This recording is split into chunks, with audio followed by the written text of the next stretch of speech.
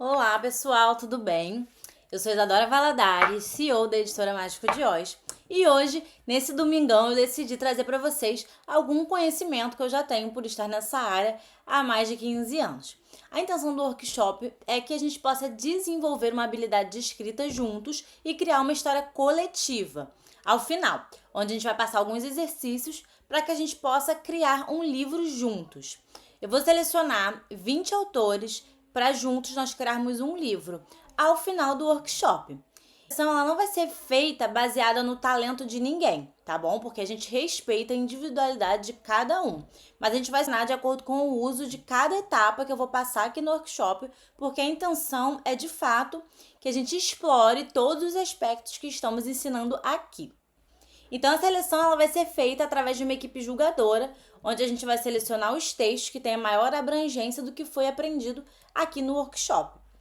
Então, a gente vai avaliar os textos que estão aproveitando o máximo o que foi passado aqui. Então, vamos começar falando sobre enredo, né? O elemento-chave do enredo de um romance. O enredo nada mais é do que a estrutura narrativa que sustenta a história do romance. E ele inclui eventos principais, conflitos, reviravoltas e momentos cruciais que impulsionam a narrativa adiante. Um bom enredo ele é coeso, envolvente e mantém o interesse do leitor do início ao fim do livro. Então, dentro do enredo, a gente tem personagens, diálogo, cenário, tema e também estilo de narrativa. Vou dar aqui para vocês alguns desses enredos. Então, temos 5 momentos para o enredo perfeito, que é a introdução, para começar. A introdução é o que a gente vai fisgar o leitor.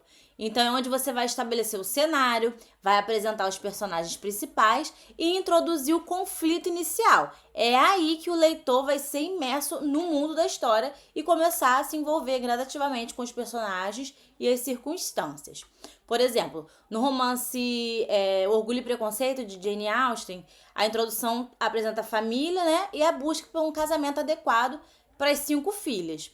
O cenário é a Inglaterra rural do século XIX, e o conflito inicial surge da pressão social para que as meninas se casem, né, num casamento de sucesso, um casamento com uma pessoa bem vista na sociedade.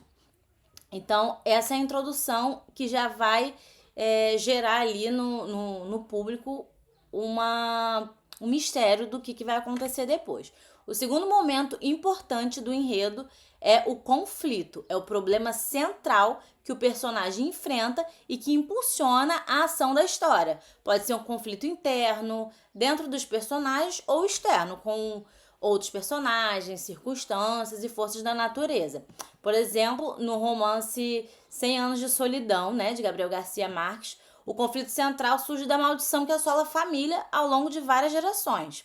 A maldição, que é resultado das ações passadas dos membros da família, traz tragédias, amores proibidos, loucura e solidão para cada personagem. E isso molda o destino não só da família, como da cidade.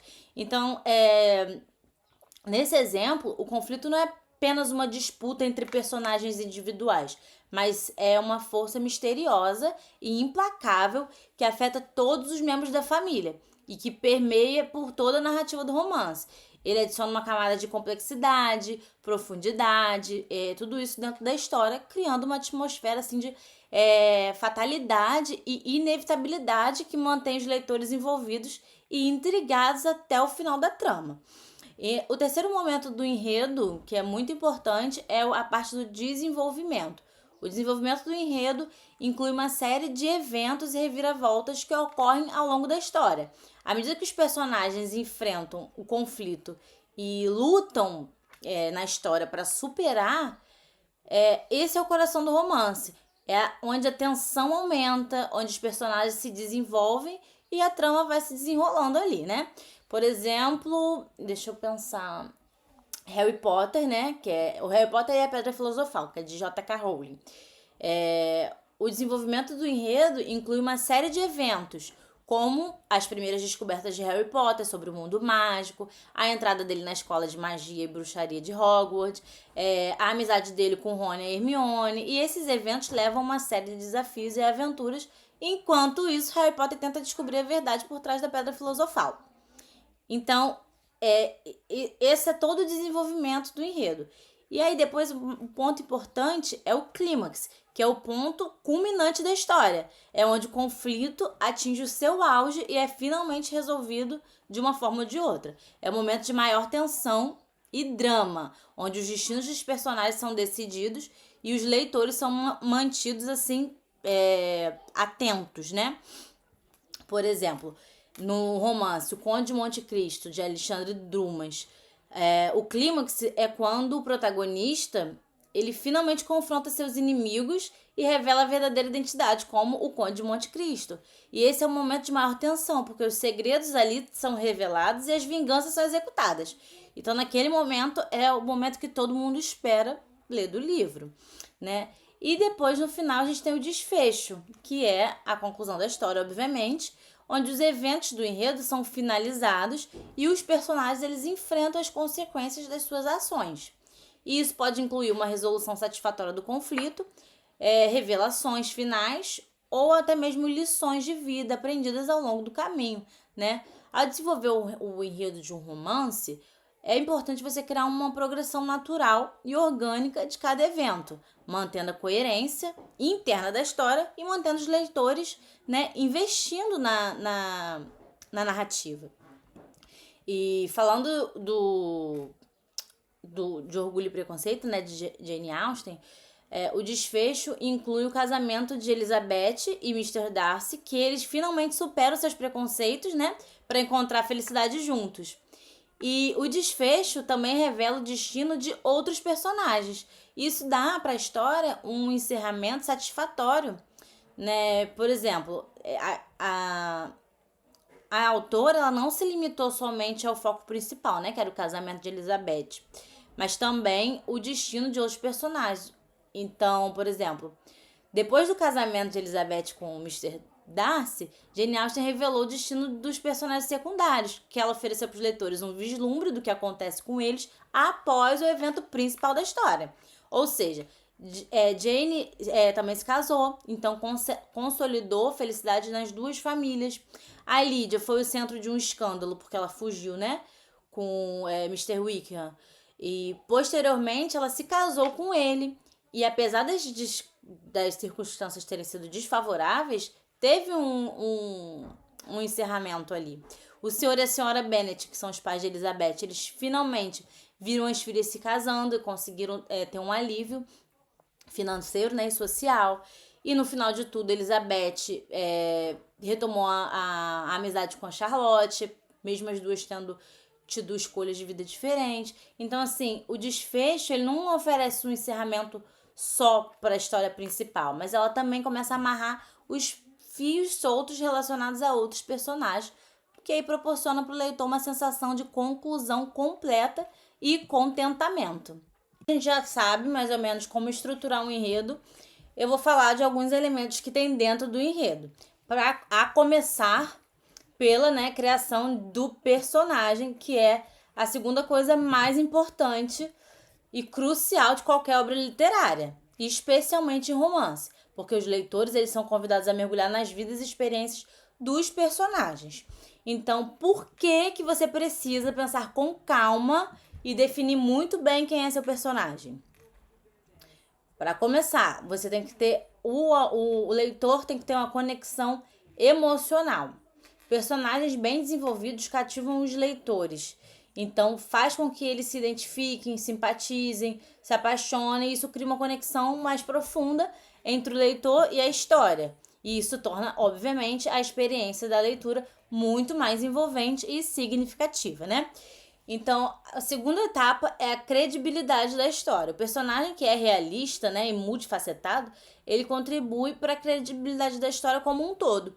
Quando o leitor ele acredita assim, fielmente no personagem, na motivação do personagem, é mais provável que ele se envolva, né, na trama e aceite os eventos da história como plausíveis, porque ele está, né, muito envolvido com aquela pessoa, né, com aquele personagem. Em terceiro lugar, a gente tem a condução da trama. Muitas vezes são as ações e as decisões dos personagens que vão impulsionando a trama adiante. Então, um personagem bem desenvolvido, ele tem objetivo, conflito interno e externo, que leva eles, né, que os leva a tomar decisões que afetam diretamente o curso da história. E além disso, a gente tem a exploração temática. Porque os personagens, eles são veículos para explorar temas mais amplos dentro daquela história, né, que são subtemas. E isso inclui o quê? São as suas experiências, as suas crenças, as transformações ao longo, né, do livro, que o livro vai transcorrer.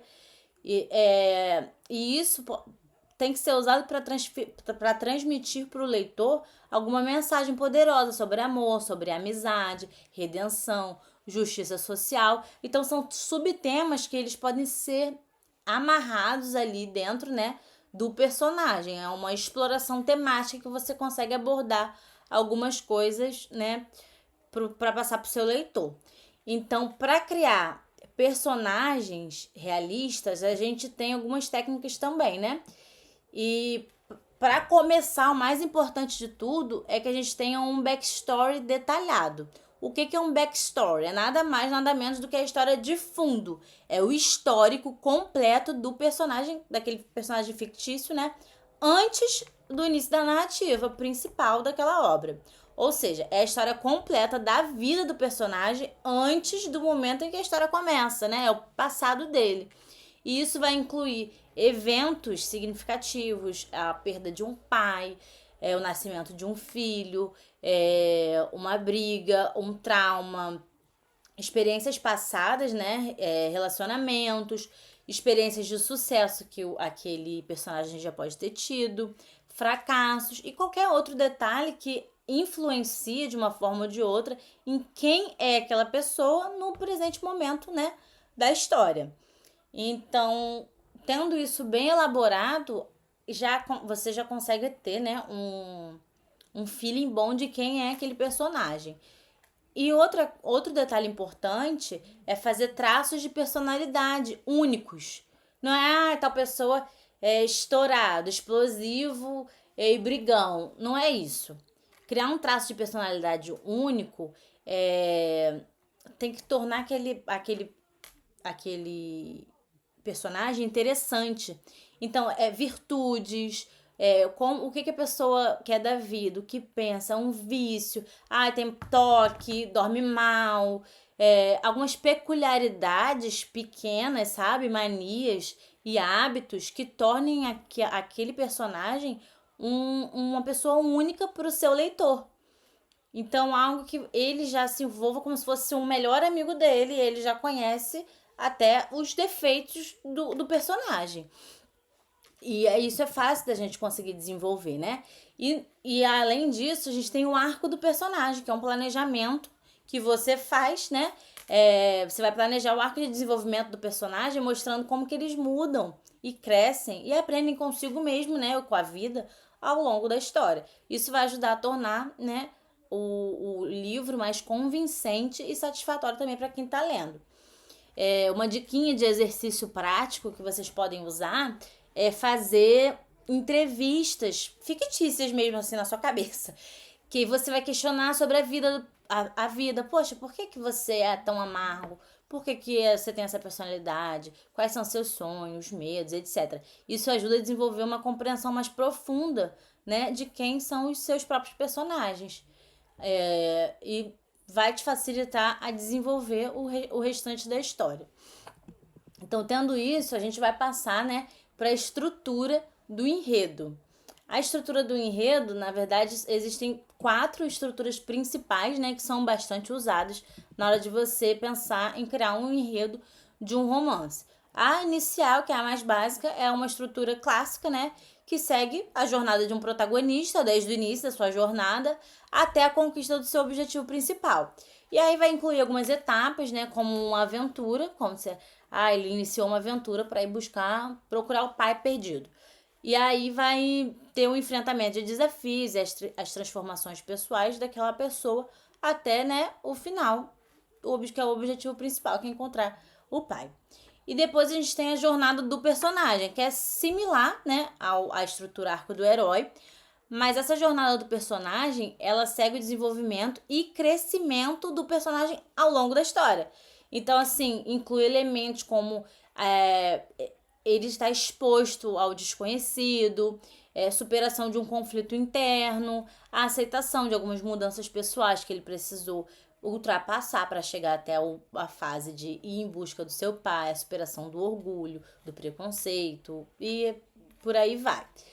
E depois a gente tem a estrutura em 3 atos, que é uma estrutura clássica também de enredo, que divide a história em 3 partes distintas, que é a introdução, desenvolvimento e conclusão.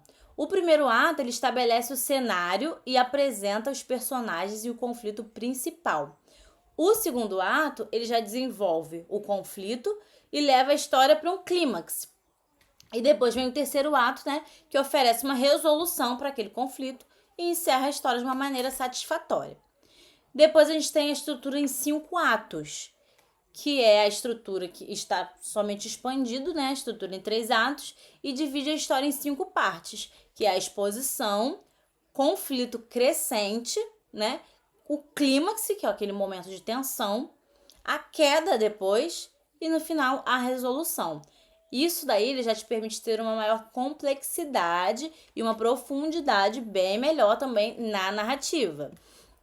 Então, é uma combinação eficaz de um início cativante, um meio envolvente e um final satisfatório. É essencial para você conseguir criar uma narrativa coesa e emocionante, né? Que vai manter o leitor interessado e satisfeito da primeira página até a última página. Cada parte da história desempenha um papel importante na experiência de uma leitura, né? Que é importante dedicar seu tempo e esforço para garantir que cada etapa, por mais simples que seja, ela seja executada com excelência. Isso inclui, por exemplo, né, a criação do personagem. Só a criação de personagem não. Você tem que se dedicar para pensar ali quem vai ser cada pessoa ali no seu livro. Isso vai ser uma etapa que vai ser trabalhosa, mas vai valer a pena você dedicar o seu tempo, o seu esforço, porque cada etapa que você passar por ali, né, ela tem que ser feita com excelência para que a gente consiga unir todos os pontos até o final do romance. Então, pessoal, essa foi uma introdução, né, do que a gente vai ter ao longo dessa semana. E eu vou passar para vocês agora, para vocês criarem a introdução para um romance.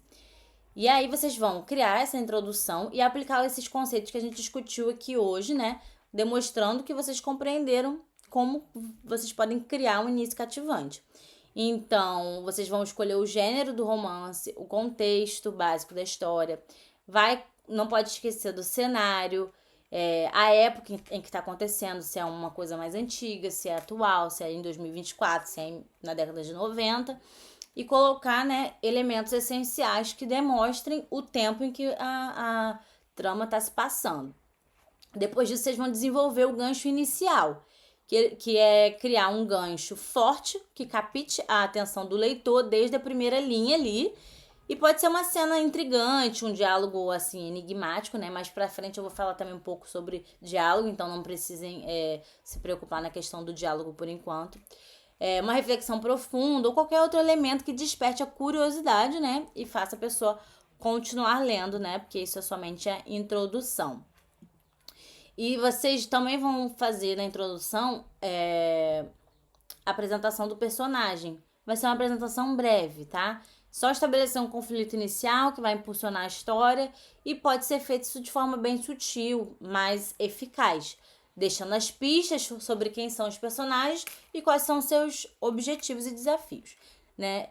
E também considerar o tom e o estilo da narrativa, escolhendo a voz narrativa, que se adequa ao gênero, né? E a atmosfera que vocês estão criando, né, para o romance. Isso vai variar de um tom mais sério ou introspectivo até um tom mais leve e descontraído, né? Depende da natureza da história. Mas essa introdução não pode exceder 6 páginas para poder garantir que vocês se concentrem em criar um início conciso e impactante para a história de vocês e me enviar tudo isso por e-mail, porque a gente vai fazer uma seleção dos melhores textos para poder, né, seguir adiante com o nosso processo criativo, tá bom?